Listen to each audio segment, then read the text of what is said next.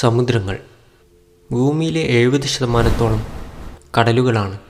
ബാക്കി വരുന്ന 30% മാത്രമാണ് നാം മനുഷ്യർ ജീവിക്കുന്നത്. അതിൽ തന്നെ ഭൂമിയിലെ 95% ജീവജാലങ്ങളും ജീവിക്കുന്നത് സമുദ്രങ്ങളിലാണ്.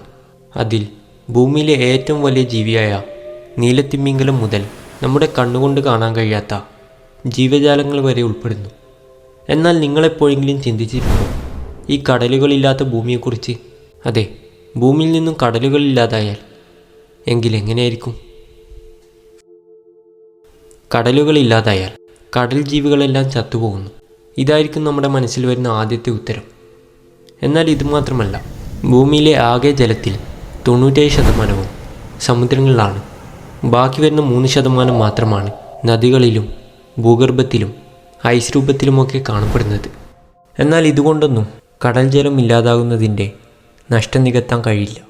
ഭൂമിയിലെ ഓക്സിജൻ്റെ 50 മുതൽ 80% വരെ ഉൽപ്പാദിപ്പിക്കുന്നത് സമുദ്രങ്ങളിൽ ജീവിക്കുന്ന ഫൈറ്റോപ്ലാങ്ക്ടൺ എന്ന സൂക്ഷ്മ സസ്യങ്ങളാണ്. സമുദ്രങ്ങളില്ലാതായാൽ ഈ ഫോട്ടോസിന്തസിസ് പൂർണ്ണമായി നിലക്കും. പിന്നീടങ്ങോട്ട് ശ്വാസം എടുക്കാൻ പോലും ബുദ്ധിമുട്ടുന്ന ഒരവസ്ഥയിലേക്ക് നമ്മുടെ ഭൂമി നീങ്ങും. ഭൂമിയിലെ ചൂട് നിയന്ത്രിക്കുന്നതിൽ സമുദ്രങ്ങൾക്ക് വലിയ പങ്കുണ്ട്. അതുകൊണ്ട് തന്നെ സമുദ്രങ്ങളില്ലാതായാൽ പകൽ സമയങ്ങളിൽ അതികഠിനമായ ചൂടും എന്നാൽ രാത്രികാലങ്ങളിൽ അതികഠിനമായ തണുപ്പുമായിരിക്കും.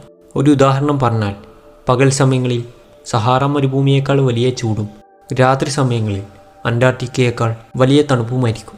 കടൽ ജലം ബാഷ്പീകരിച്ചുണ്ടാകുന്ന മേഘങ്ങളാണ് ഭൂമിയിൽ മഴയായി പെയ്യുന്നത്.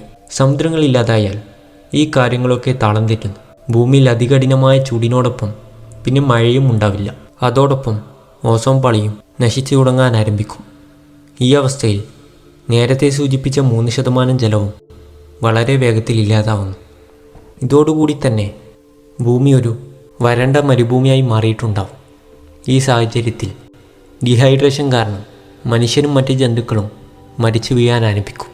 ഭൂമിയിലെ ചെടികളും മരങ്ങളുമെല്ലാം കരിഞ്ഞുണങ്ങി കത്തി നശിക്കാൻ ആരംഭിക്കും. ഒടുവിൽ ഭൂമി ശുക്രനെ പോലെ ചുട്ടുപൊള്ളുന്ന ഒരു ഗ്രഹമായി മാറുന്നു.